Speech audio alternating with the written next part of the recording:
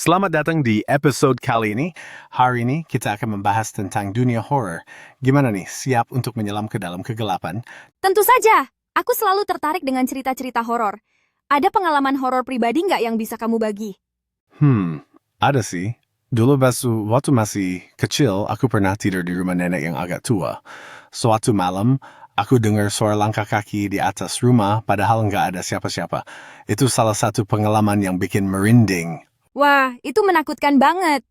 Tapi, kalau kamu pikir-pikir lagi, apa mungkin itu cuman imajinasi aja?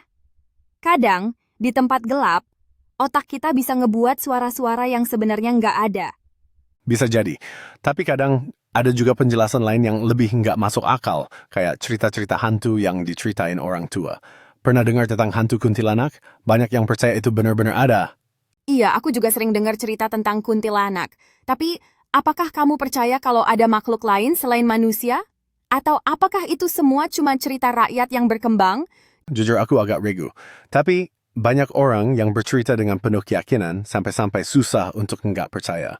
Bagaimana menurutmu? Aku lebih cenderung berpikir bahwa mungkin ada sesuatu di luar jangkauan pemahaman kita. Kadang, kita melihat hal-hal yang tidak bisa dijelaskan dengan logika. Jadi itu jadi bahan cerita. Setuju. Mungkin horror itu bukan cuma soal hantu, tapi juga soal perasaan takut yang nggak bisa dijelaskan. Seperti ketakutan terhadap yang tidak diketahui. Benar banget. Kadang cerita horor yang paling menakutkan adalah yang nggak terlihat. Itu yang bikin imajinasi kita semakin liar.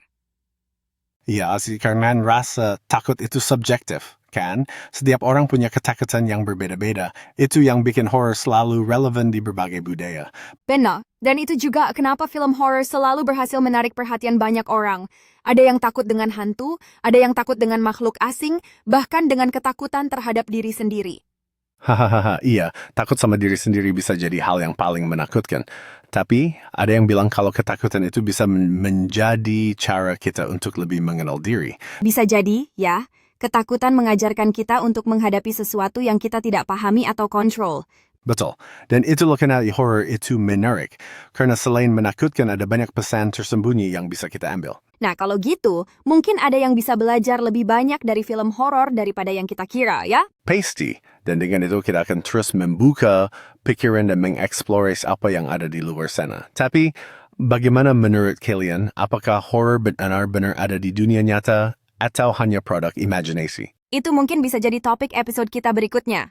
Terima kasih sudah mendengarkan. Sampai jumpa.